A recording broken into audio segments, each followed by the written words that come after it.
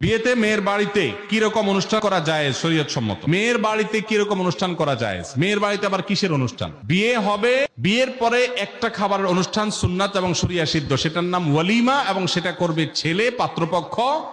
তারা একজনের আস্ত একটা মেয়ে জন্মের পর থেকে শত শত দিন, হাজারো দিন পরিশ্রম করে বড় করে এই মেয়েকে পরিণত করে দিয়েছেন, শিক্ষিত করে দিয়েছেন। এরপরে আস্ত একটা মেয়ে ঘরে তুলে নিয়ে আসছে আরেকজনের।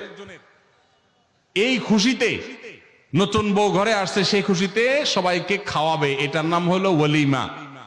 আর মেয়ের বাড়িতে বর পক্ষের লোকজন দলে দলে যে দর কষাকষি করে, না আমাদের 500 লোক হবে, না তাহলে ভাই সাহেব 400 করেন, না হলে থাক আমরা মাঝামাঝি থাকি 450 করি, এই যে দর কষাকষি করে মেয়ের বাড়িতে দলে দলে যে খাওয়া হয়, যেটার নাম আমাদের সমাজে বর যাত্রী দেওয়া হয়েছে, সেটাকে আমি বলি বরযাত্রী।